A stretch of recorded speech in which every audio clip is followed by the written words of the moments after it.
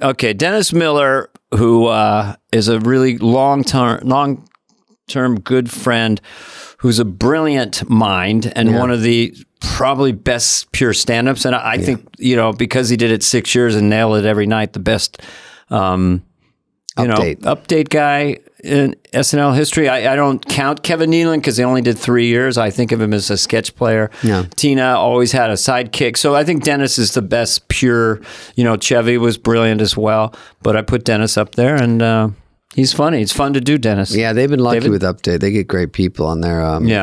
I should have tried to do Update. Colin, the current people are great. Colin Quinn, Yeah. Mm-hmm. And Colin Quinn and Colin Jost. Yes. And Scarlett Johansson. Scarlett did it for a while. Yeah, she's awesome. I don't know anything about the show. She did it for a while. Okay, Colin Jost is in the Avengers. Joe. Okay, started out in the Whisper Horsey movie with the Redford cat. All right. So Denny got me on the HBO Young Comedian special. That's right. And he helped get me on SNL.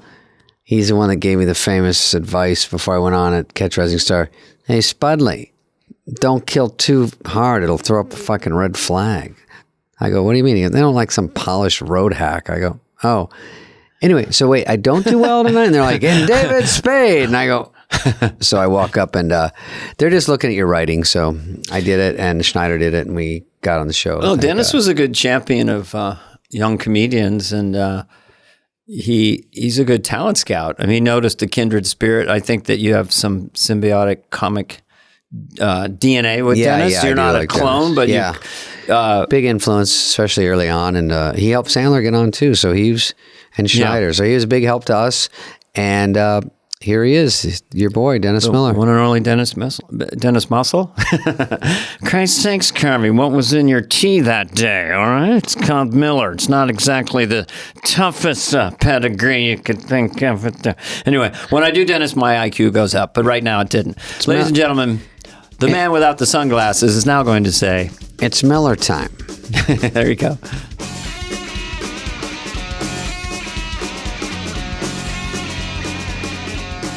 Our guest today, this is the only official thing we say. Dave's always on the verge of splitting.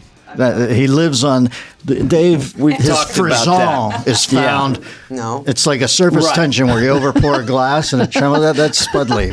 Spade passed out was the kind of moniker of early October. Hey, wait, before I forget, did we do a gig once in Pennsylvania where we were having so much fun in the back seat of the limo that we went around 100 miles the wrong way before we figured out the driver? Was that me and you or you and Dana? I don't remember too many drives. I thought it was the three of us that we got in a car on the Pennsylvania Turnpike and we were laughing our asses off. And do you remember this at all, or am I just doing a Brian Williams hanging off the helicopter? I remember a lot of drives in darkness at night from gigs, yes. It just seems to me that I remember being in a car with you guys and all of a sudden saying, hey, we're heading towards Pittsburgh. We want to go to Philly. So there you go. That's my story, folks. Yeah, thanks for coming on, Dennis. We would get insanely silly in back of cars after gigs, driving multiple distances, like ridiculously. I used to always go. Remember we had that, we both lived across the street on the Upper West Side, and there was that fuckhat who played the Jamaican... What's that drum called where you hit a big walk and it boing? Tiffany. We had a guy outside playing that till 2 a.m. And Christ, you couldn't say anything or you were buzz killing him. All of a sudden I'm trying to lay there. It's the one sound on the planet I can't sleep to. Boing, boing. I can't sleep. I don't like any sounds. Those New York, I was from Arizona, just a sweet kid off the streets. And then my first apartment in New York. You guys are at the Bromley, the fucking nicest place in the world. Bromley. Wasn't Dennis? Was that your pad? $2,000 a month. Weren't you at the Bromley? I was across the street on Edgar Allan Poe Street. I bought a place, actually. I remember that place. Yeah, how nice. Pretty nice. Yeah. I had these pipes, in the middle of the night. They're full of steam, so they go, kang, kang. It's like somebody's hitting with a steel pole. And I call my landlord. I go, something's wrong. He goes, shut the fuck up. Don't ever call me again. And I go, what? And everyone goes, that's just the way it is. I go, the way it is, there's no way to sleep. It's like a steel that's a rude pipe. landlord. David does. He has to have Shut the the fuck scene up. arranged. So to think about dropping you, I'm touched by that with Spade, that he has a supreme comfort. Watch him on Ellen or Stern. Oh, yeah, very, very This guy is pattery. so comfortable. And then if you tweak something like this picture of Faye Dunaway's hanging a little tilted, he can't even fucking get out of bed in the morning. But, I was getting, and by the way, it's before Uber Eats, it's before any delivery. So I had to go down to like Sleepy's and buy a mattress and drag it 3 blocks up my stairs. Sleepy's. Like there's Good. no See, help he's- at all. You know what I mean? Your ancestors Right. in the comedic kind of I see tributary. those Sleepy's that place. But dropping these references perfectly timed. And then I would drag it up, and then I had to get one desk, a phone, and that's all I had. Like 2 spoons because they kept telling, Lauren. Lauren kept saying I might not come back the next year, so I had to move in May. And then wait, and then about a month later, he goes, okay, bring him back. And then I have to come look for an apartment. It was way more stressful. I should have spent the money. And Lauren would do the pickup of Damocles thing hanging over your head. So you were like a rat on a wheel. Just, I'll do anything. Mine was Whitney. Do 2 bad ones in a row. I'm So you were there, co-anchoring with Whitney Brown. 85. You were there 1 year before me. Yeah. With Terry Sweeney, Nora Dunn, Whitney Brown. That was your first season. I remember going to Lou Chow's one night with Robert Downey. It was a Swedish young guy. oh, in the world. that was your year. Yeah, his first. And his wow. young girlfriend coming. We shot pool next to Lou Chow's with Sarah Jessica Parker. She was like 16. Oh, yeah. And I was playing the paterfamilias with guys like that, and Anthony Michael Hall. Right, Anthony was standoffish, but Robert was the sweetest cat in the world. We had Randy Quaid, Yeah. who's Yeah, now yeah. gone up country. I don't know what happened there. But, Yeah, you could say that. Yeah. Got a little woo-woo up in the attic. He's auditioning for militia roles now. He's on next week, He's got right? to look. Oh, I think We'd so. love to have Randy Quaid. Randy's take it got back. canned heat playing in his head 24/7. Little Freeman action on outside of Big Fork. Okay. And Denitra, poor Denitra, who passed. Denitra Yeah, Vance. okay. She was lovely. Denitra Terry Vance. Sweeney, who I saw maybe last year, and he's still with his husband, who they were together then, so that was lovely to see. And Lovitz, of course, and Smigel, that prick, Yeah. wrote. I kid Smigel, I love Yeah, Smigel, but he Smigel, wrote that. He wrote that prick. last scene where there's a the fire. So at the end of that I was season, about to say you lived through the fire. I guess. Yeah, but they didn't say that night. The funny thing was, Lauren runs into the fire and grabs Lovitz and runs. That's true. He saves it's kind of Lovitz. brilliant. I mean, Of it's all technology. people. Yeah, it's a great joke, but when you're waiting on a pick, I kind of thought I'd get picked up, but you never know. The season was considered rough because Madonna came on the first show of the following season and said it was a dream or something. Oh, It like was- the last oh, right. season. But Yeah. you survived it and thrived from And it. Nora, And Whitney. and John. And John. But John was the biggest hit. John was the You know what I biggest knew star that in the John was a world. genius was we're flying in to do our auditions, and they put us all on this L1011 out of LAX. You remember that plane that had 2 on the outside, 2 on the inside, Yeah, then they were a 5? little It's like shaky. you're, Huge. you're flying in choir practice. Yeah. So I'm in the middle, and I'm sitting next to Lovitz. And when you first meet John, he's so childlike. He's like an elfin. And we're flying in, and when I get uptight, I get so sardonic that I kind of drive people away as I look back.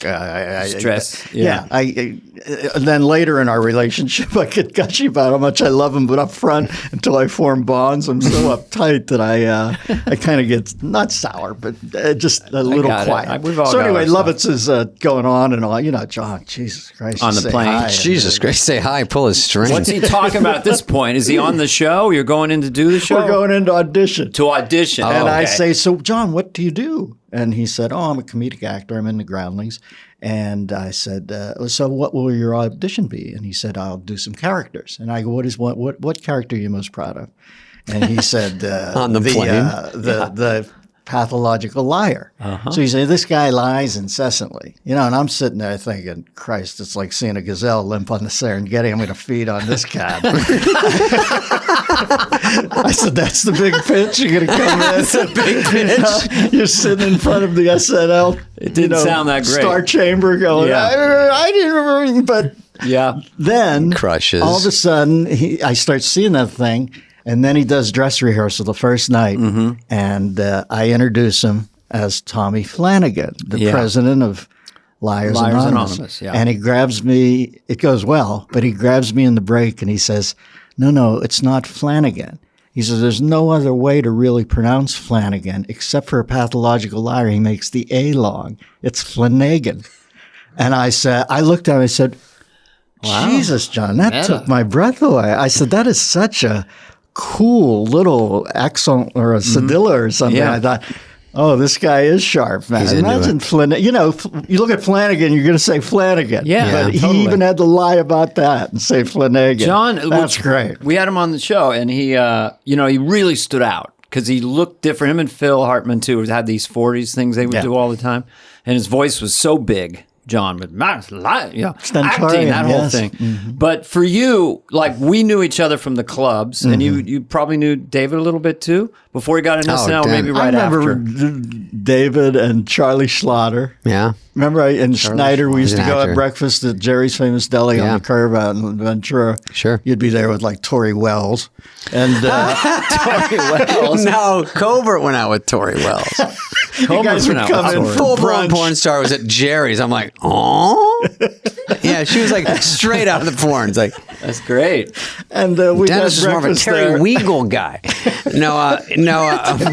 One time Tim Meadows. And I said to them, they were also diminutive. You know, they come in and they're all like, well, killers. Charlie was funny too in his own way, but he ended up walking with a clipboard next to Dick Van Dyke for 4 years in a hospital. Remember that show? Diagnosis Murder. Yeah.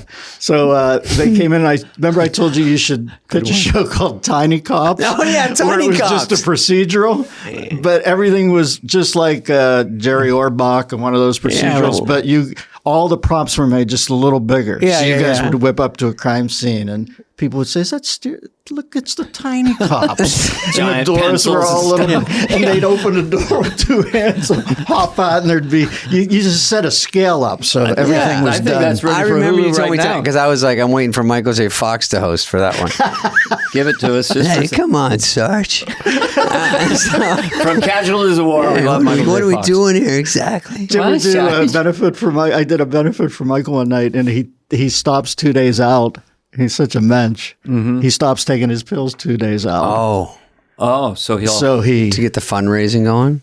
Oh my God! That's what an absolute beautiful beast he is. So we're standing there talking. I'm gonna have to process that later tomorrow. It gets people to go, "Oh shit, this is for real." Yeah, I mean, it was interesting. Blew me out. You know, you're like gobsmacked, and you're also tearing up, thinking, "Wow, this is a warrior." This disease fucked with the wrong guy. Yeah. And we're doing a gig, and Jason Bateman comes in, and he said, "Hey, do you know Jason?" I go, "No, I like Jason Bateman." But this was before Arrested Development. I just seen him in a few things. And he said, let's go say hi. So we go up.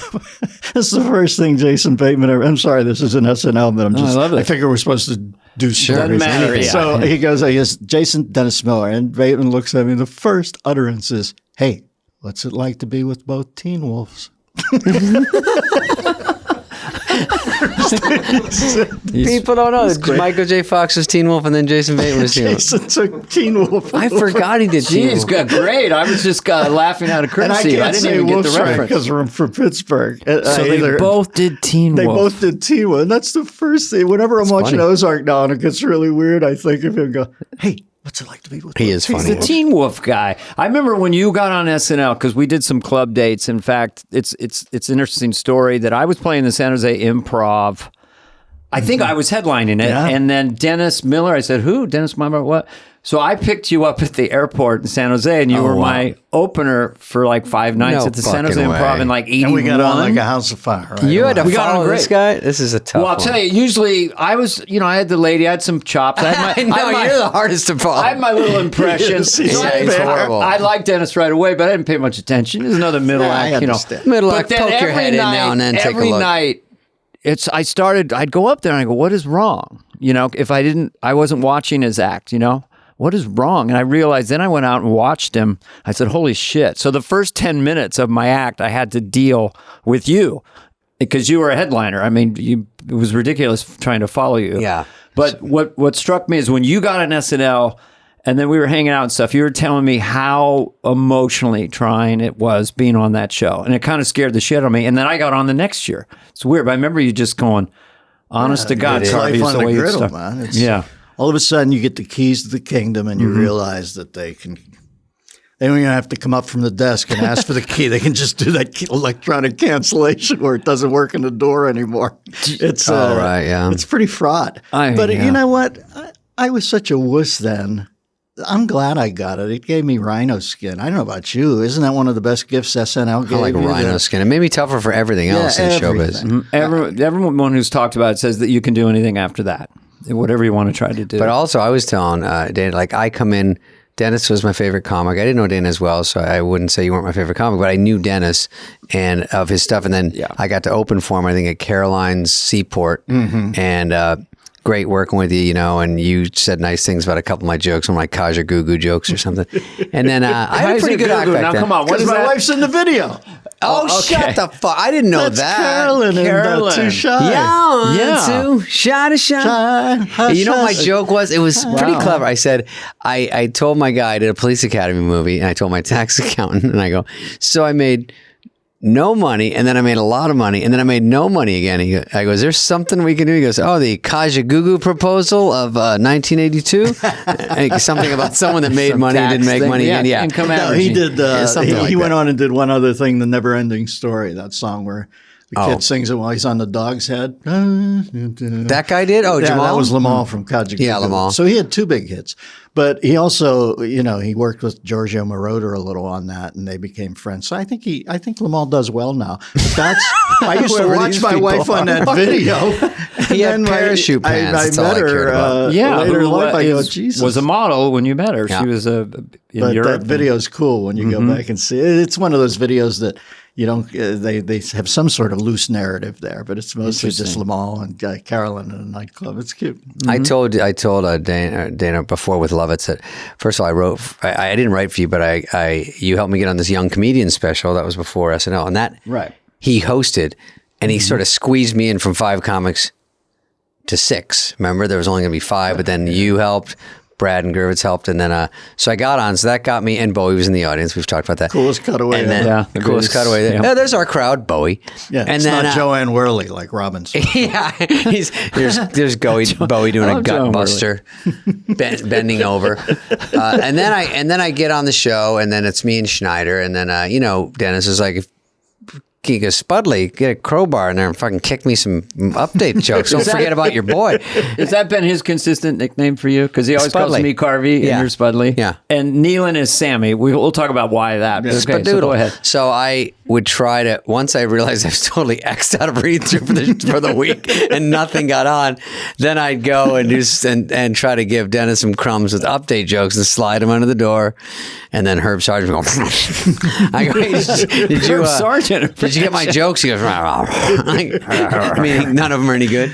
So we would try to write for you, and I told Schneider, help out Denny, man. He got us here. We got to throw in some jokes. But it's hard to write for a guy who's this good of a joke writer. I'd say the best. I make my best blush sometimes. Yeah.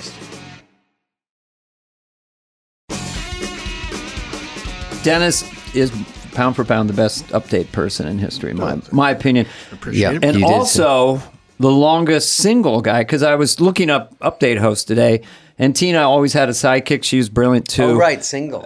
Yeah, but as far as 6 years, 6 seasons, solo, 120 shows down the barrel. Well, Herb was big. Listen, Herb, you remember Herb's office was like the Louvre of Saturday Night Live, the Smithsonian. Yeah. He had everything. He knew and I everything. would go in there. I couldn't really write till around Friday at 4:00. I'd get scared. And then that made you right. You know, when I got scared, I thought, you fuck this up, you're going to be back in a club in Baltimore, man. You know what I mean? It's like, get your head together. Don't be whiny. And right after I would have that moment, I could write like a beast for the next 8 hours. Mm-hmm. And Herb would sit there and tape everything and write it down. And he took an X-Acto knife and he'd cut out articles and hold them up, and I'd just flash on the article. Yeah, that's your brilliance. You riff about it. Yeah, and he had I remember we were Belushi's beers. Because Herb had every piece of accoutrement, cool. And to feel inspired, not that I was I'm not saying anything like John Belushi, but you could sit there and put shark on, the land shark, or you could put the beers on. And I know that sounds funny, but it did remind me I was on Saturday Night Live. You better bust your ass here and kill, man, because it was. The day-to-day of it, you guys must know, it's like work, and there were times you'd forget it, and then there were other times you'd see, George Harrison walking in the middle of the night, and you'd be reminded that you were at the locus of it all, and it would make you hustle because you wanted to stay. It was too much. It was too much to process. I can't imagine people coming on now because we followed, the original cast, the superstars, and then Eddie Murphy, Billy Crystal and Martin Short, Christopher Guest. So the idea that for me at the time that I was on Saturday Night Live was insane. So to deal with that pressure and score, but I've never seen anyone in a room write jokes like you. And I know people have talked about it besides me, like with the recorder on, topics going. When did you know you had that gift? Because you told me once, which I think is an interesting story, about doing kind of your first stand-up date in Pittsburgh and inviting kind of local friends and stuff, and it was a disaster. But where did you get the idea that maybe I got something? Was it like as a kid or just around? Or When I started, and by the way, I want to say that that night, you never know about people, do you? You're talking about when people like jokes on this thing, but when you're sincere. Yeah. I remember there was this sun god quarterback for our football team. And he was the first guy to have a sun god Super B 440, he had a muscle super car. Stud, he night managed a rusty him. scupper. His name was Mike Menegazzi. Roger Varwig. Yeah. You had one? We had one. Super stud. Yeah. And I just ate it in front of 150 high school friends. And it's rough in a weird way because you're so, you're so like an emotional hemophiliac then about people approving of you. And it went horrible. And I remember him coming up to me in the street. Yeah, you never had the time of day for me. Or that turns out we didn't cross paths, but he said, hey, you should keep that up. You have something. And I know that this is always going to be brutal for you. That was tough. He said, but you have a funny sense of humor. You should keep it up. And he walked away. Wow. And I remember thinking, after that, I got so much less neurotic about it. I remember thinking, nobody has put a gun to your head to get into this. No. You could have been in Vietnam. You could have drew, I drew a number where Charlie had to be bungee jumping off the St. Louis Arch for me to see any action. But you could draw that number where you're, all of a sudden you're with the Bubba Gump kid in a marsh somewhere outside Vietnam draft. But life gets a lot harder. And I got so much less neurotic about it. And that's when I started to write better jokes because I remember thinking, this isn't a sword from the stone moment. This doesn't always have to be some Francis of Assisi praying on a rock and a beam hits you in the head. Just shut up and write 10 jokes. It's like Letterman used to say. That always made me, it's parts of Dave I don't get, but I was always endeared when he'd say, hey, we're entertainers. Have 2 funny stories and get on and tell them. About the show? He didn't want to know anything. I got jokes. 8 minutes with you. Yeah. Tell 2 funny stories. I think it's nice that you did that because I think it's interesting that you walk away bombing in quotes in your head. You fuck that. But someone, people don't always laugh out loud, or there's people that go, everyone's not laughing. I shouldn't laugh, but I actually think this guy's pretty good. And have someone out of the blue that's influential like that, especially at high school. Well, when he died early, and somebody, you're on a list with your fellow graduates, and they said Someone who's passed, and he died pretty early. And I must admit, as little as I knew him, that made me so sad. It's like a stab. You hear that and you go, oh, wow. Is that weird? What's happening to us? I'm 68. Carv, you might? Are you a little younger? I'm a little younger, but not by much. Spudley, what are you? 41. Heather, check the Wikipedia. Will you change it again? You just wonder. You know what I mean? You're starting to hear I see about people classmates. It's so weird. Or you just start noticing the age on people that have a heart attack and you at 51, you go, what the fuck? So now you're in the vicinity of like, oh, people are dropping, or you look at a picture and you go, oh, these 2 aren't here anymore. And you go, fuck, man. It's rough. I have a big picture in my office. Do not. I just looked at Spudley's office. It's so sweet to see those memories. But I look up and see Phil so many times. And I just miss, Jesus, weren't we privileged to be with him? I had a flash yesterday because we were talking to Bill Hader about nerves. And I do remember distinctly being terrified, but I'd come on before a sketch, an 8H, and I'd see Phil and Jan, and they'd be in their costumes, and Phil would be looking at the script, and they were calming. Your castmates, I call them bandmates, it would calm me down to a point we're in this together.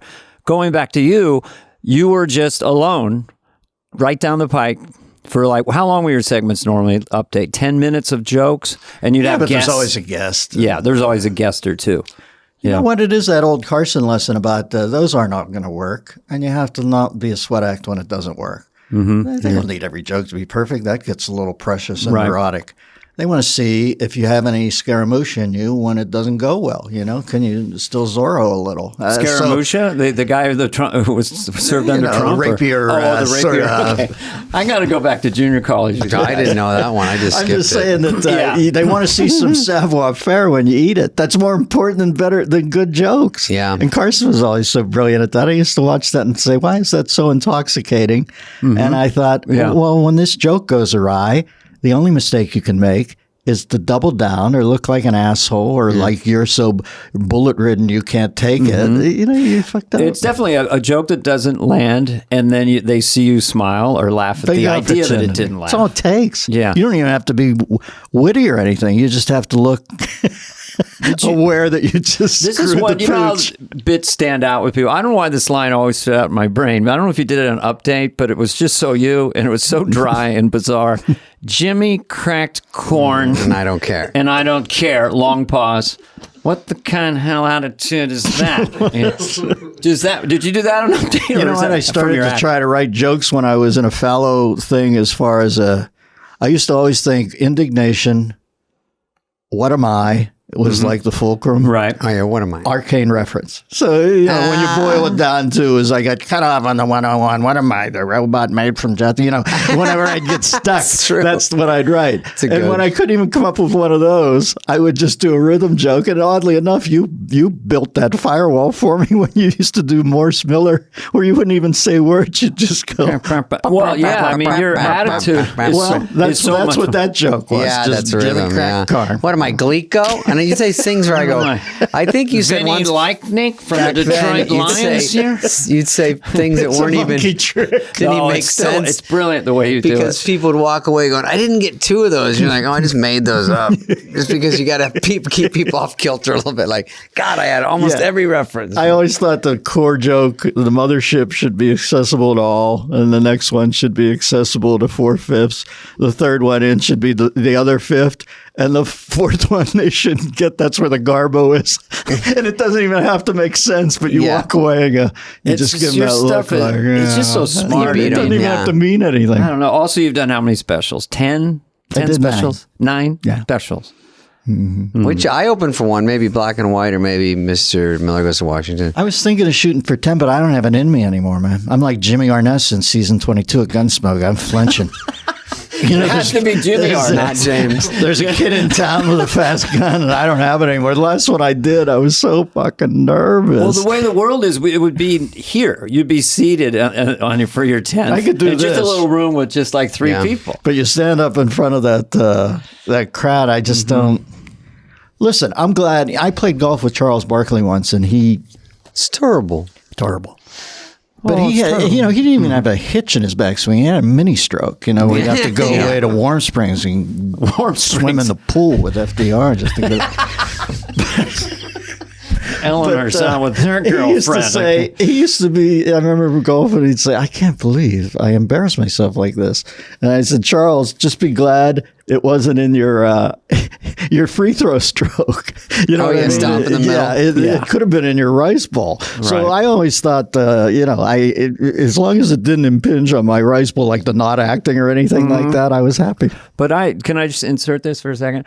One time, Dennis and Kevin and I did a date, and we were too afraid to take the private jet. There was weather, so we drove for like 4 hours. And I needed jokes about kids in high school because my son was working on a stand-up. Oh, yeah, we had. And Dennis sat there and came up with like 50 jokes just sitting in the back like that. One of them was like, I'm going to paraphrase it. I don't want to say I went to a privileged high school, but I hung my jersey in my wine locker. But it was one after the other. You know, I probably was clumsier than you did. Listen, if you do 50 jokes, 40 of them suck. Yeah, it's okay. And you just rapid fire. 10 you can pull and they've got something, and then you Mr. Miyagi the 10. Yeah, you sharpen them a bit. Especially I watch you on stage. I know that you take it up there and get the language right, and the rhythms right. Yeah. You're a great stand-up, man. You know, when I first saw you, obviously you were like a such a young kid. And then I've watched you over the years, and nobody. I mean, those Ellen things. Ellen can be a little quirky, but you're so smooth with that. And then you go over to Stern, and then when I see your stand up periodically, I go out. Well, God rest his soul, Norm. But remember, you and I and Norm recently. Oh, that was the last time I saw Norm. That for sure. Yeah, I mean, maybe me too, because he wouldn't during Corona, he didn't say what was going on. So he just say, I can meet in a week. And I go, all right, we'll go to this restaurant. Outside? I go, no, I mean, you can come to my house. There. But we did this fucking gig, me and Dennis in Oklahoma. You guys played that big giant casino in Oklahoma? Yeah, right up an hour south of TriStar. Yeah. I think it's Did we TriStar. take a plane or something? Yeah, all of us we together? just laughed. So can you imagine us three idiots? Oh, yeah, you guys took, Norm, I remember you guys talking about this. So listen, I had a headache, Dennis, right? So my neck was all fucked up as per usual. So we're driving over there, and Norm goes, do you want anything? And he's clutching like a falcon. He's got like some prescription bottle. I go, oh, I think I'm all right. And he goes, do you want fentanyl? I go, fentanyl? And That's very Norm. I go, isn't that the one everyone ODs on? He goes, yeah, but you just dose. You don't overdose. I go, oh, okay. I mean, that kind of makes sense. Was he kidding, or I don't was know. it real? that's the. That you can't tell with Norm was like Andy Kaufman if he could have written jokes. You know, it wasn't all. Listen, I loved Andy, but it was theater pieces. Norm was like that. Yeah, but he had such weirdo an with agile. jokes. Yeah. You know, the first time I heard about Norm was I was doing HBO. No, I had a talk show that was syndicated. Oh, yeah. And somebody said that there was a new kid from Canada, and they had glimpsed him at the Improv. And I said, well, he said, his name's Norm Macdonald. I think it was Eddie Feldman told me this. And I said, well, tell me, what's he like? And he said, I just remember one joke. Remember, he used to do that great joke about, I feel sorry for the homeless guy, but I really feel sorry for the homeless guy's dog, because, the dog's thinking, this is the longest fucking walk. I mean, do we go in anywhere? Because I could do this on my own. I laughed so hard at that joke. Yeah, that's one of his best ones. I say, well, see if he wants a gig if he's new in town. So they call Norm, and you know how they always say, put together a packet. And this made me laugh. This is the midwife joke that makes me laugh. And he says, Norm says he won't do packets. And that word sounds so funny. It sounds grim, like you're a taskmaster when you say, I want a packet of jokes. He said, but I'll send one joke and you can make a determination. So he said, remember the joke he did about Dahmer, where he essentially reads the UPI wire copy of the Jeffrey Dahmer trial, and it's so I mean, it could not be grimmer. It's like Hieronymus Bosch sort of, and he disemboweled the young boy and ate the entrails, all that stuff. And it gets to the end of the joke, and Norm says, in his defense, Dahmer said he started it. It's such a Norm. Hire him on the spot. Hired him on the spot. Yep. Put him in a room with Drake Sather, the great Drake Sather, who was on that Young Comedian special with us. And they tinfoiled the window shut like Elvis. They both smoked Smicks. Nuts. And the head writer would go over and ask him for jokes at a certain time, and they bridled at that. And I said, listen, these guys are rare avis. Think of that as a orchid hothouse. Those are two geniuses. You can't ruin the humidity in there. So I said, I went over to Norm and Drake, and I said, listen, guys, I'm not going to take your best jokes. I don't want to know your best jokes. I need some 6s and 7s for this monologue. Because Norm would write jokes that I'd have to hand back to him. They were so brilliant. I said, I can't tell. I'm not going to take this joke. This will be what something and Drake too. He was a stone killer. So they said, fine. So at 1:30, it literally is like the food slot in Papillon, where the jokes would slide out under the door. And out of 12 jokes, some of them were so crazy that you thought, I'm going to go to hell just for seeing this joke.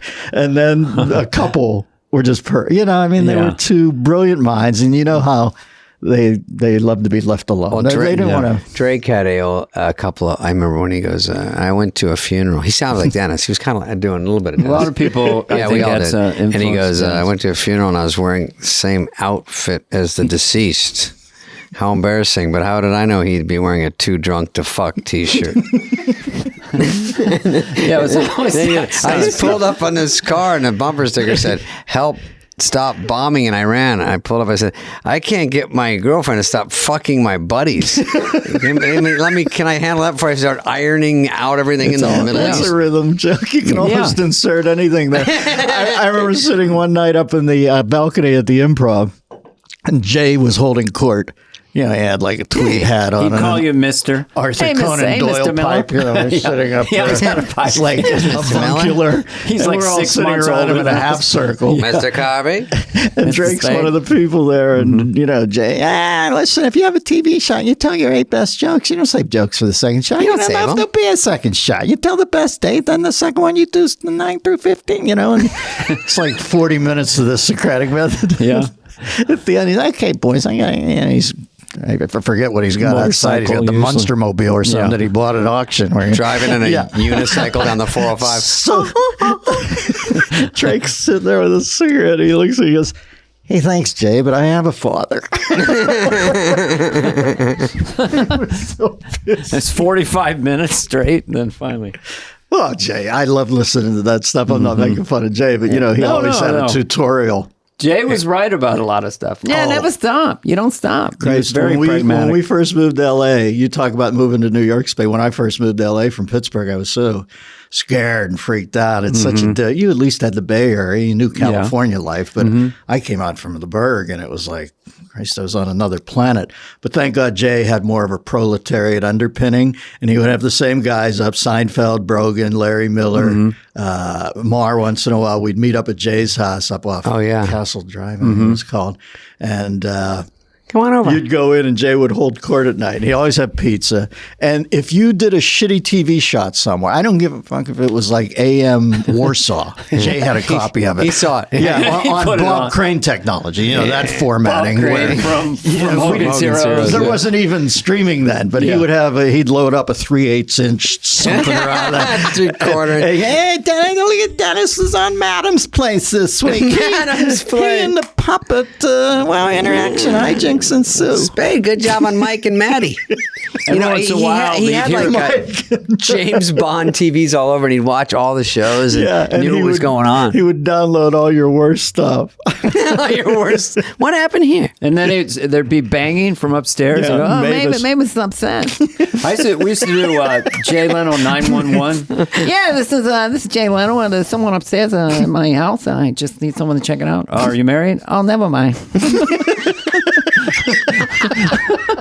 You did the funniest. And by the way, that documentary, Carb, blew me out. Your commitment to it. I was so proud of you. What was it? Which It one? was the brilliant show that they did with Schmeigel and Colbert and The Danny Carvey show? But there's a great documentary about it. You can see how proud Dana is of it.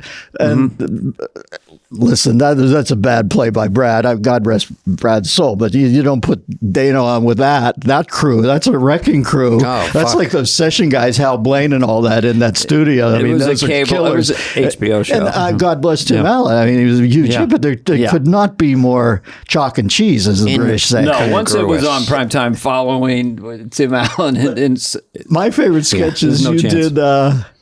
Didn't you do The Incredible Journey with Jay? The dog and the cat and the dog who go cross country. yeah, some kind of weird Do you remember sketch. that movie? It's a dog. The Never-Ending it's- Journey or something? Yeah, but it's a kids movie. Am I confusing this with Stiller, or was this on your show? I don't think. Well, I did. Did you do Jay Leno on that? and Smigel did. It was you on the side of the road, like I don't think it was me. I think okay, we there did, must I be. did Jay and Smigel did Quentin Tarantino, and we got so excited that it bothered dogs like always states goes away. in noise. Then I'm conflating it with Stiller show. Right, But somebody did a great thing called The Incredible Journey, which is a Disney movie when they're young. It's two dogs and a cat With Jane- get dropped at a vacation spot, and they have to get back across the think it was country, Stiller. and they all make it Sounds over tense. to them. But somebody played Jay, and this is what I always think of Jay. He was always closing. He was a stone killer when he was in the work mode. He never Yeah, he's thought about good. anything else. I remember he played Good Cop, Bad Cop with Helen Kushnick. Like, you know, I remember I had a band on my show one night, a talk show called Yuthu Yindi. They were an Aborigine log band. They're standing there in, you know, like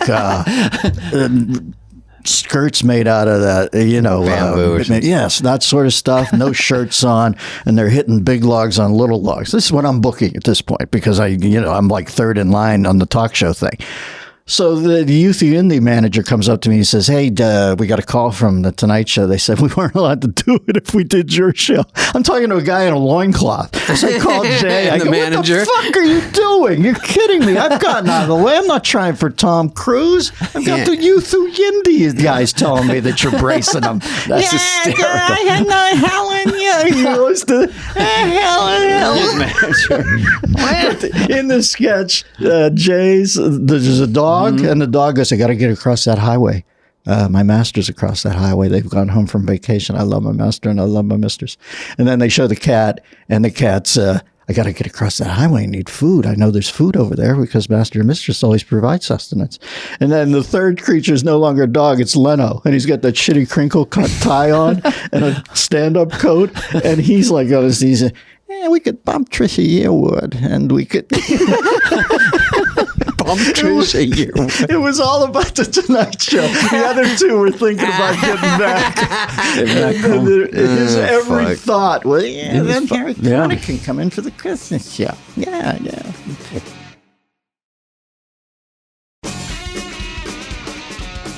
Do you want to talk about SNL a little more?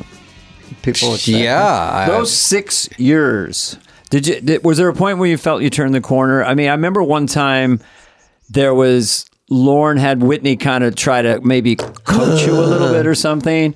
There was a blip there, and then after that, you seem like you got comfortable. You know what? I got to say this. Lorne changed my life. He's like Henry Higgins. You know. Oh, yeah. It was all well intended. Yeah.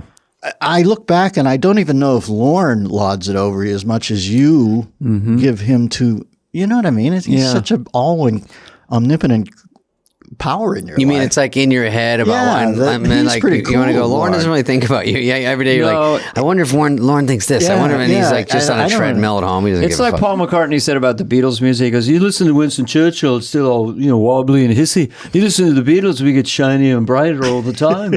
And it's like, Lorne, the further you get away from the show, the more you appreciate having to handle the network, the egos, the sensibility. So he gets a lot of. When I stopped worrying as much about him because I knew I was making him laugh. Yeah. Oh, yeah. I got a little better at it. But I do remember coming out of the box and having a bit of a... I had this happen too. It's one of the gifts stand-up's given me. I was always such a neurotic kid. It's always I wasn't self-loathing all the time, but I had a quick switch to it. If anything went wrong, if I shot like a 61 in 9 holes of golf, I'd go, oh, you're such a, you fuck everything. You know, I had that thing. And I got over that with Lorne. I didn't turn on myself as much. I remember thinking, you better get on your own side here. Yeah. And it happened to me on Letterman one night where I was standing back there. You remember how scared? I was so scared. We all I don't know about you. Letterman. And Biff's standing there. Biff, you remember Biff was so sweet. Stage manager right before you go on. Not a care in the world. He's and like, he's so cool. You kill it. You know, and you're thinking, they do this a lot. Somebody must be doing it right. And right before I went out, and I had all day long been, they put you up at that hotel on Madison right there where all the watches were of the Longines building or whatever. And Midtown. I'd get up, I'd walk on Madison, go back to my room, try to lay down, walk. I was so the nervous. day of the show, it's like a nightmare day. And I remember thinking right before I went out, I thought, Christ, you've worked so long and so hard and you've dialed these jokes in. And there was the hectoring voice. You're not going to do this well. You're not going to do it. And I just said, it was like a big moment in my life. All that therapy pain. I was just shut the fuck up right now. Yeah. You can start hectoring me again in around 8 minutes, but I got to go lay waste to this, or my life is going to be all your neurosis, and I'm not even going to have scored. Yeah. And I put it aside. It was a pretty powerful thing. And I got to that point at SNL where you just thought, Christ, I can't go into this every week thinking it's the end of the world as we know it. Well, I always felt like I had to kill, because I auditioned for SNL twice. It didn't go well. I followed Kennison. So when I got on the show or I went on Letterman or anything, I could say maybe I was pushing too much or so theatrical or whatever. But I felt like if I didn't kill, there's no more job. Like I'm out. And I felt that way all the way through SNL. Just had to kill. You're the best performer that's ever been on there. And listen, let's hold it. Is it recording? It's recording. No. I mean, there's some geniuses on there, but your mixture of a proletariat ethic, your ear, And Christ, a world-class sense of humor. Carvey has that ear, and for rhythms, it's amazing. And then you mix in the fact he can write great jokes, and then you mix in the fact that he's dogged. I remember he used to come up with the old man character, Grumpy old man. which is sweet, but it's not sketched out all that much. It's about the rhythms it's one and the rhythm. angst. Yeah. And I used to hit you on the leg right before we went on, and I'd say, "This is going to so fucking die." And you watch this, I'm going to destroy these people. I don't know. And you would get up there I don't like things now compared to the way they think they used to be. David wrote a joke for me once for that. Oh, I did, yeah. Yeah. I don't like these latex condoms. In my day, you had a rabbit skin. You tied it around your yoinker, whatever. With a bungee cord. With a bungee cord. Yeah. It was the same one over and over again. And that's the way we liked it. We loved it. Well, that was a dry joke. I'll do this one because I like this Yeah. one.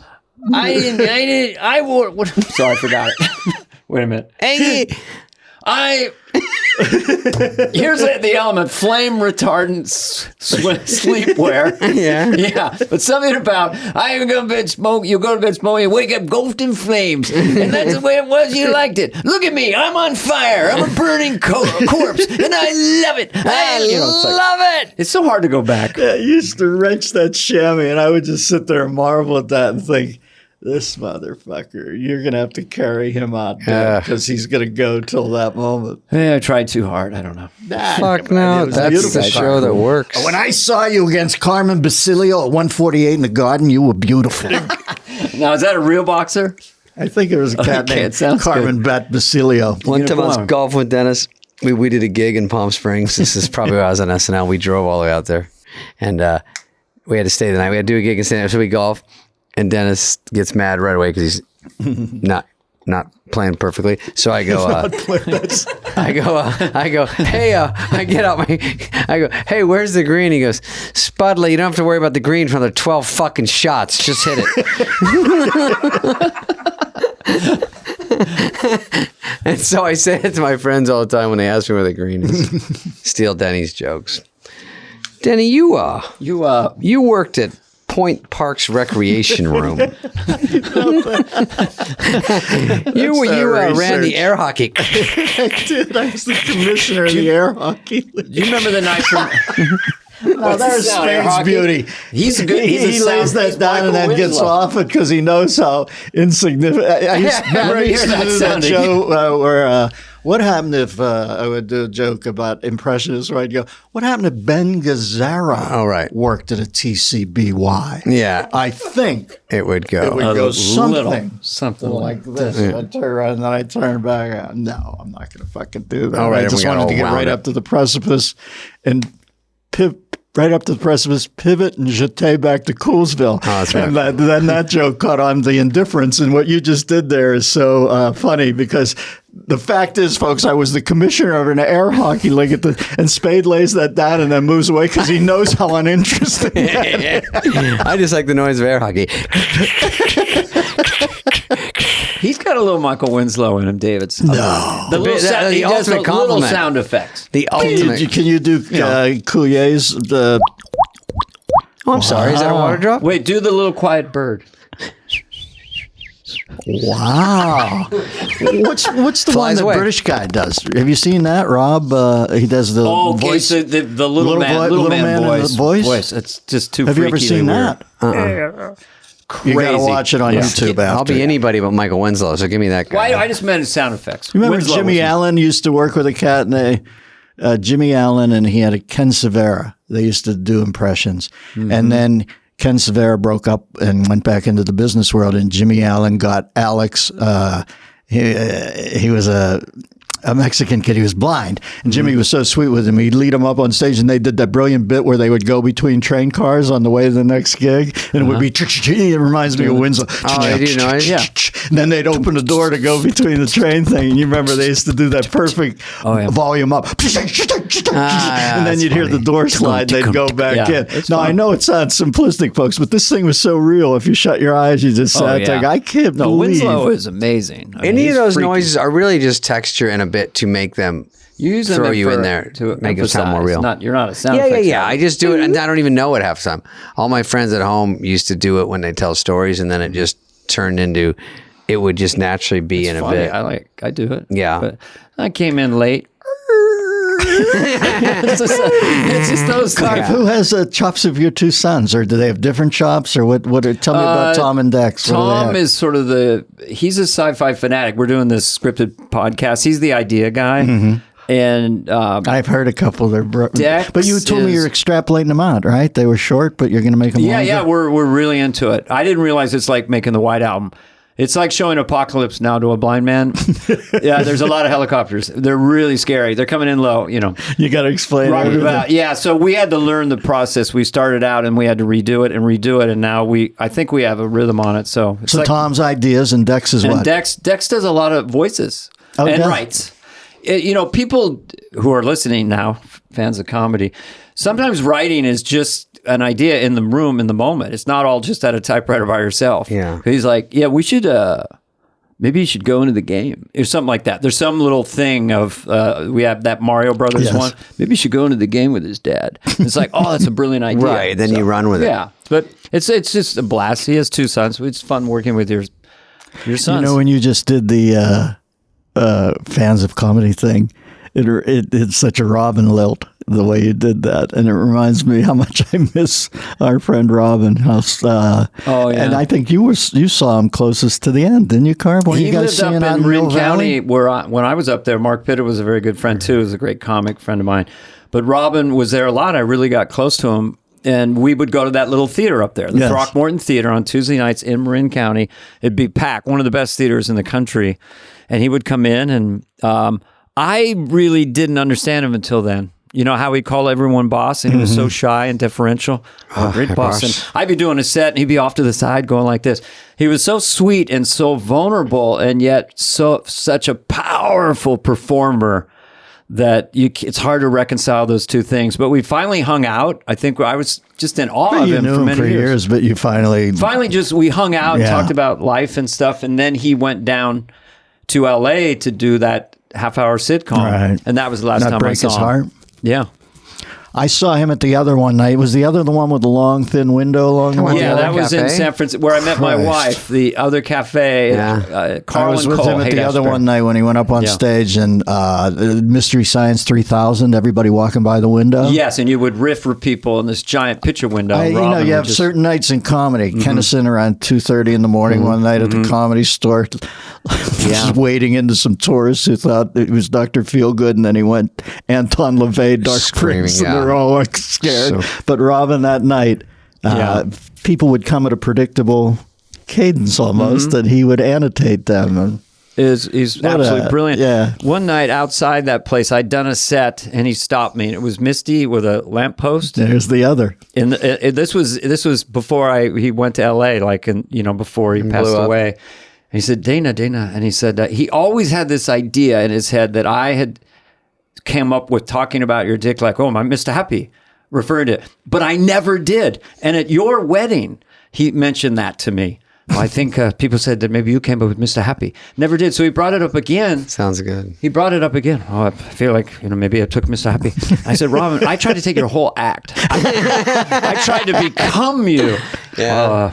That's not the way this is supposed to go. One time I was thinking about, I don't have stories like you guys, but I was just, did you know Robin pretty well? A little well? bit, but I met him through Bobcat, and then, again, friendly, but I didn't know him well at all. So here I am auditioning before I ever met him at the Improv on Melrose, and I have a showcase. So, you got to go up and do like 7 minutes. So I'm waiting, and it's packed, and they go, you're next. And then they go, we just gave him the light. And then I'm waiting over here behind me. And I go, it's like Predator. I go, oh no. And he's watching, and I go, oh my God, it's fucking Robin Williams. And then they go, you want to go up next? He goes, okay. And I go, no.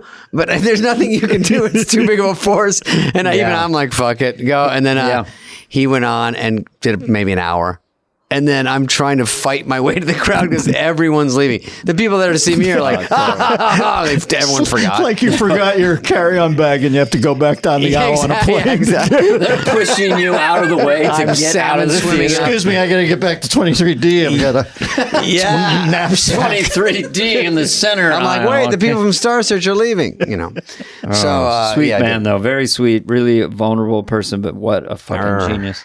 Yeah.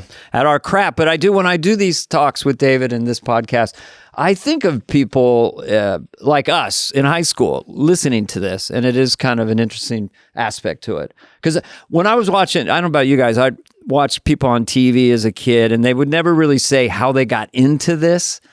And then I was on Ed Sullivan, but I wanted to know how the fuck do you get into show business? Yeah, you know? it's all hard. Now it's all I social sold media. some jokes to a kid named Joe Bolster. Do you remember Joe? remember Joe Bolster, Yeah. comedian. Mm-hmm. He was in town working at the Pittsburgh Comedy Club, and Christ, I was living in an earthen floor basement. I was like a step away from being, you know, Hannibal Lecter's lighting stand, and it was so grim, my life. I just had an apartment with an earthen floor that I laid Really? some Like- rugs like on. baked- Yeah, it was clay? like $40 a month. God. It was so broke that I just laid bad Indian rugs on top of it. I go to the comedy club and I have some jokes, and Joe Bolster buys 3 or 4 of them for $25 a pop. And then I'm laying there watching on this TV that I have. It's so small. This is in the era of cables just come in, but I'm watching it on rabbit ears still. I'm so broken. He does one of the jokes on the Tonight Show, Whoa. and Wow. Carson laughs. You know, it's Carson with an ascot on. That's how long ago it is. You know, he's sitting there with it, and he hits the table, and I remember thinking, you know what? I'm not a natural entertainer, but I've got to become the conduit for this, or I'm going to fucking go crazy. How old were you at this point? 24. Oh, okay. So- And he told it, and that changed it for me. I mean, that I changed- then went out and started telling him my own, because I thought this is hard, jumping up here at a strip club or a jazz club and telling jokes. It's not as hard as laying there in an apartment with an earthen floor and an Indian rug on it, and watching somebody else make Johnny Carson laugh with something you thought of. You better get it together, It brother. also shows you're in the vicinity. You're like that. Just right there, you go, wait, I did one. Yeah, I it thought, blew and my it's on mind. TV, and I'm close enough to get it, so I'm not that far off. Yeah. It was a sitter at the net too. It was an easy one. Just Joe had just moved out from New York. Carson said, "How do you like L.A.?" He said, "Good. I get a part-time job during the day. I drive around during rush hour in my car and report on helicopter traffic." You know, just inverting. But when I first moved to L.A., it was like all those. It was like Ray Liotta making spaghetti. There's all those helicopters in the sky. He thought, "This is so crazy," and it just caught. It caught Carson. You know how it's. Johnny. Listen, that's hardly a great joke, but it caught Carson's rhythm. You are and a he started funny man. That is good stuff. You are correct, sir. Gentlemen joint, one of my favorite things I've ever done. You are correct. But I remember we were at Comedy Magic Club like in 1981. Yeah. Still at the point of not knowing, is this going to be our life? Is this going to be our career? And I remember meeting, I don't know if we already worked, but I didn't know you that well. But you kind of said to me, I don't have any gigs. I got no gigs. I remember that really stood out. Like you were scared. I was a little shy. Yeah. And I couldn't force myself on people. But you didn't have any gigs. You were talking about you had no work. You mean you can't send that tape to the D'Annunzio brothers? No. I was around Funny 28 Bones. years old, I made $7,000 for the year. And I remember thinking, I better hang in here because I'm behind everybody now. And then shortly after that, it happened. Thank God for guys like Mike Lacey, who would give you a burger. We're talking about the Hermosa Beach Comedy Magic Club. I don't know if Mike's still affiliated with folks, but if you're in California, it was a show place. And God, it was a beacon in the night for lost comedians because we used to all go down there, sit in that You back get free room. dinner. Mike would feed you, and he was the sweetest guy in the world. And then he'd had animatronic dolls. You know, he'd say, "Hey, I gave my Eddie Bracken doll a new belt loop." You know, and you'd go out. And go in the other room. He had comedian puppets and stuff. It was and it was Comedy Magic. Do you remember following a magician? They'd always have Do you a a story magician about middle. following a magician, but then you'd go out. It's I sometimes remember one hard. night I went down. He had that little marquee. I go down with Jimmy Alec. Do you remember the great Jimmy Alec? And I'm the opener, and Jimmy's the headliner. This is when I first get to LA. Yeah. And the middle act. You remember Jimmy had the bad leg from childhood polio. The middle act's Marty Polio. If we pull up to the marquee, it's Jimmy Alec, polio. Polio? That's just his name? Polio. That's just his name? Okay. He said, "Thank you very much for booking Can't me you with give the me one guy on the Kozak? planet Earth who names the disease that took my leg in a Yeah, the guy with the speech impediment. What's your opener? Jimmy Tourette's is going to be on before you, okay? Marty Polio.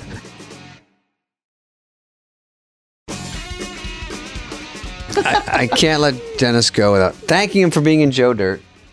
Spade. God, it gives me cachet with the kids. I can't tell you how many people. I don't know how that didn't turn into something else, Spade. I know you did too, but it's like a Wayne's World thing. Bring it back now. I have people come up to me. That's their favorite movie. It always boggles my mind. Not boggles my mind, but I didn't know Joe Dirt until I did the movie. Yeah. And then all of a sudden I had this whole new audience. People love that movie. Yeah, that lucked out. Who thought of the name Joe Dirt? Joe Dirt. It was me and Fred Wolf wrote it. Wolf. And you're good. You're really good. It was called Shane for a while.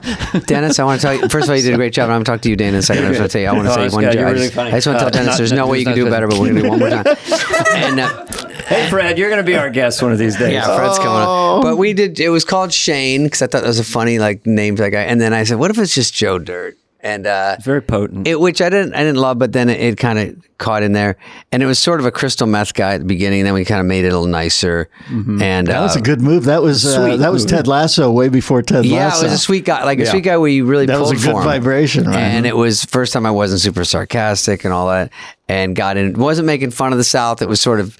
One guy was really like a genuine, authentic person, and Kid Rock was great. You were great. Dennis and I remember I had script pages on my lap because I think we had Dennis for one day, and he was just making up joke after joke. It was just fucking spinning gold, obviously.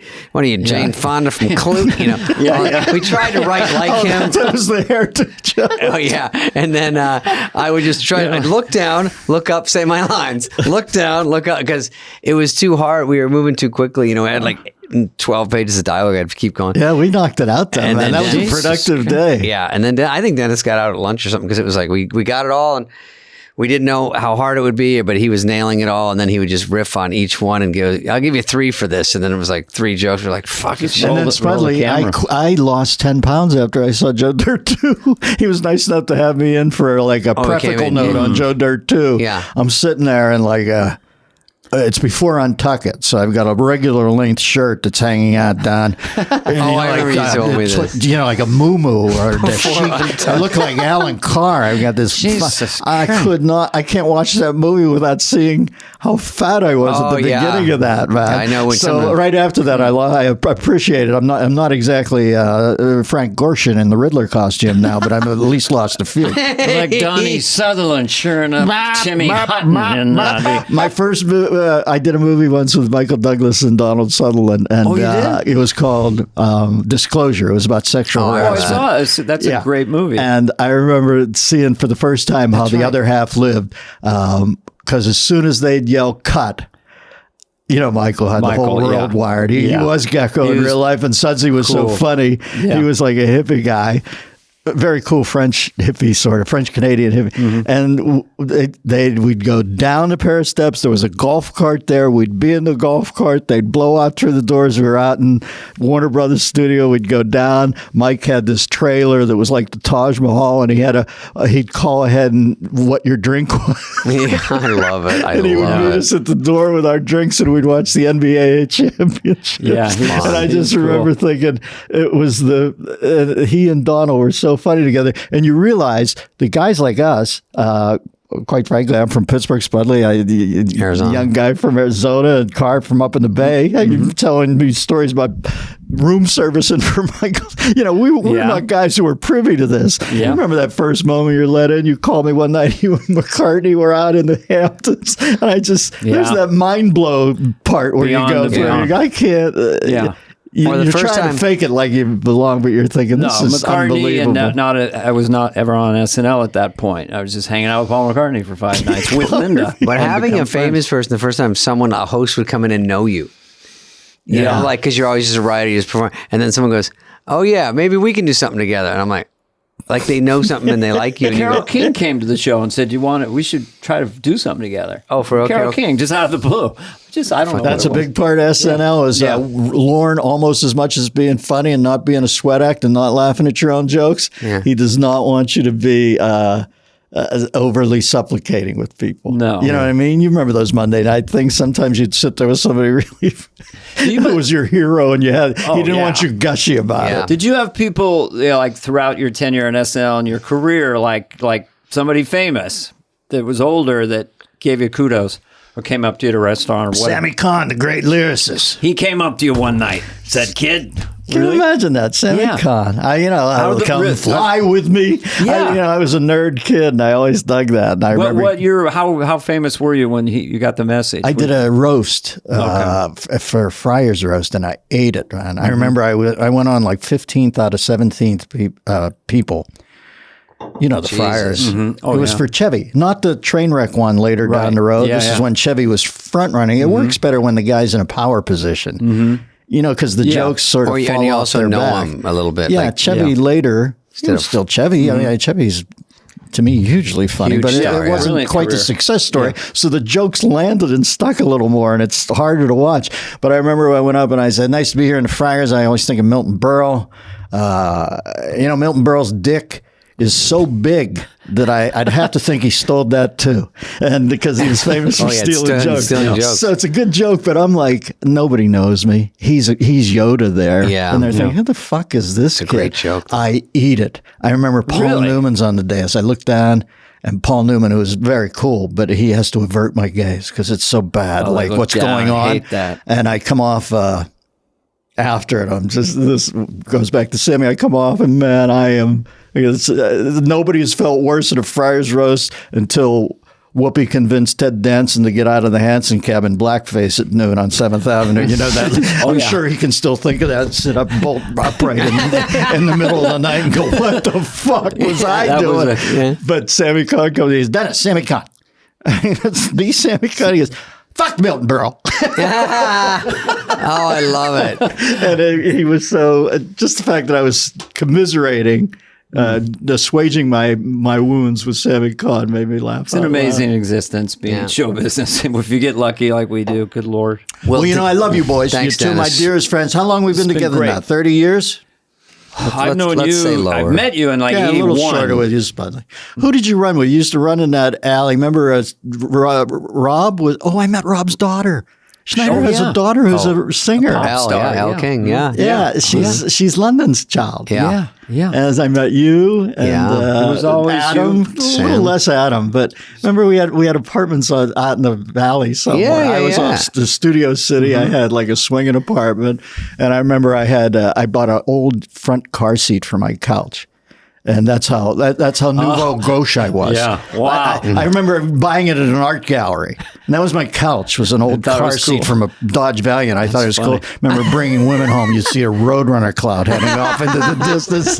What the fuck, Dr. Theme? And we all lived out there, and I would run into I the house cats. sat for you once on Coldwater. You had a huge house on sticks, and it made me scared. Bad house because you have sticks Not on good the hill. with seismic. It was hanging off. I remember my saddest moment in L.A. I was into that place back then. It wasn't that much, but for me, it was a lot of money. And I remember Phil took a step up. Remember Phil went north of $1 million, not in Encino, and we were all like, our minds were blown. Some and I hundreds. But I've got leaks like out the wazoo. Nobody's building the code in L.A. It rains once, and all of a sudden it's the parting of the Red Sea. And I get these roof guys to fix it. This is my grimmest moment in L.A. I come home. I walk in the door, it's just pouring through the water. Yep. I go up and two guys just stoned out of their gourd, sitting in the rain on the roof with a big spliff, looking at me, hey, Mr. Miller, home early? We were just going to lay down some time, babe.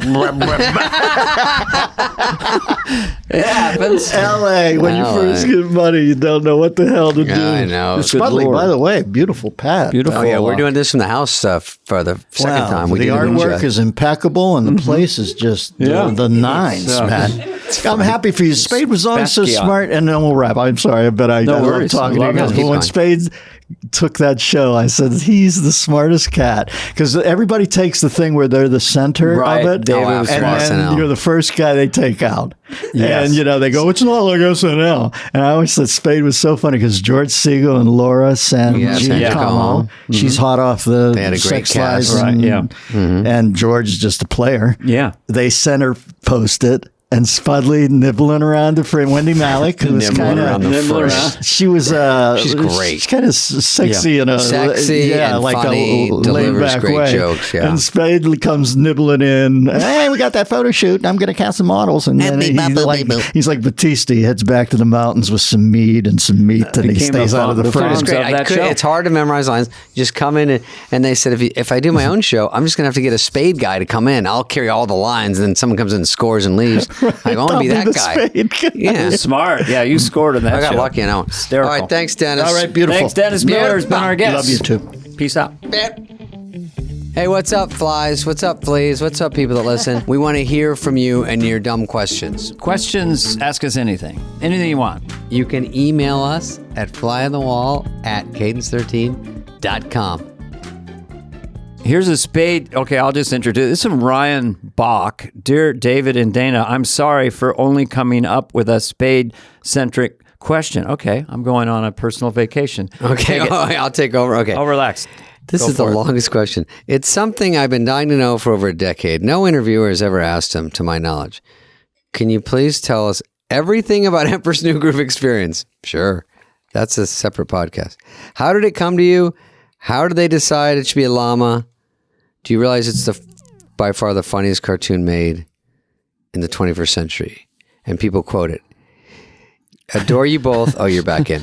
And happy this podcast came to life. Cheers. Ryan, a female Ryan. A female Ryan. Okay, switch hitter name like Dana. Okay, what did the llama sound like? I mean, I'm so. Meep, mop, moop. No, I can't And what would he remember. say? Hello, I'm the llama. I pooped my llama pants. That was his catchphrase. Oh, no wonder it made 300 million. Here's how it was. You know Owen Wilson. How's it going? Yeah, we could go to Argentina and like go surfing, tomorrow if you want. It started out me, Owen, and Carla Gugino were Prince and the Pauper. She was the queen. I was Prince or whatever. And she was princess. I was going to marry her, I guess. And Owen was a peasant. And we were going to switch places. That's just sort of basic story, right? Mm-hmm. So we did that for a year and a half. Jeez. And we did. And they said, back then Disney, it was an honor. So I didn't get that much money. They go, it's an honor to be in it. And then Shrek comes along and you get paid. Less of an honor? Yeah, less of an honor, more of a paycheck. That was cha-ching. So I said, I was the last of the honors. And I did it. And I was doing Just Shoot Me. And I go over and do my voice at Disney. And I go, this is fun. But after a year, I'm like, I'm over it. So they would show you like stick figures and animatics. And then they showed it to Michael Eisner. As the story goes, and I could be lying, but this is what I heard. Disney guy? Yeah, he was the head of Disney. He watches it. And he doesn't love it. And he says, scrap it. What else can you do? And he goes, I liked, not really Spade, but I just like the prince's attitude of being like sort of snarky. What could he do? And they go, what if he turns into a llama? And he goes, yeah, something like that. So he'd already spent how do millions. I get that job? It's unbelievable. And he flipped it. They came up with a new story. Another year and a half. Sting does the music. They throw away all his old songs. He gets mad. There's a documentary about that. Really? So this is a very interesting story. It was a real whole thing. Yeah, Trudy did a documentary. So I finished it off. I was being crabby at the end because I didn't really know where the story was going. So we were just making up stuff. And when I saw the premiere, I never met Patrick Warburton, who was Kronk, who was great. Eartha Kitt, was Yzma? Great. Sting's music was unreal. He got nominated for an Oscar. And then it was so funny at the premiere. I go, am I out of my mind or is this fucking hilarious? They did a great job. And with cartoons, I did the voice fine, but they make everything funny around you, Dana. You've done it. You did Life of Pets, was it? I did The Secret Life of Pets. Yeah. The first one did really well, and then the second one not so well. So, but we have a ride. Do you have a ride with your? I mean, I think they're working on some. There's some, yeah, there's some drawings. Oh, and I'm some in a sketches whole big right now. giant ride. They say more people will see the ride and go on the ride than ever see any movie. I have a ride. Damn it. It's at Universal. As you come into the thing, you're going down the tunnel. My dog is introducing it. You're gonna love this ride, and I get a little taste of the action. Little checks keep coming in, but yours is good too. It No, just didn't it's make it good. to a I might snow go on ride. that. Couldn't you just give it a Ferris wheel or something? I'll check out The Secret Life of Farts or whatever it's called.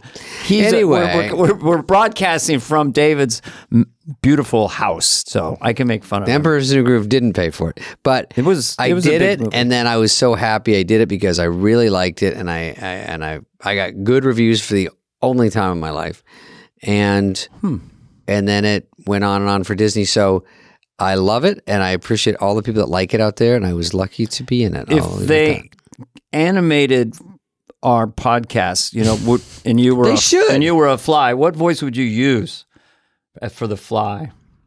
Meep, mop, moop. It doesn't matter what it is. Doesn't matter. It's just the idea that you're I'm a robot fly. Now, I played Buzz and Scuzz as horseflies in a show called Racing Stripes. Steve Harvey and I were flies, horseflies. I would do this voice, and no one would know who it was. I would be That's a a fly. fly? I'd be a fly talking like Cary Grant, but no, the kids wouldn't know. It'd just be I'm a very sophisticated fly. This is how I am.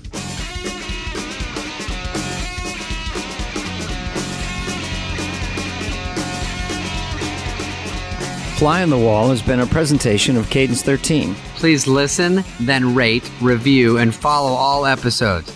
Executive produced by Dana Carvey and David Spade, Chris Corcoran of Cadence 13, and Charlie Finan of Brillstein Entertainment. Production and engineering led by Greg Holtzman, Richard Cook, Serena Regan, and Chris Basil of Cadence 13.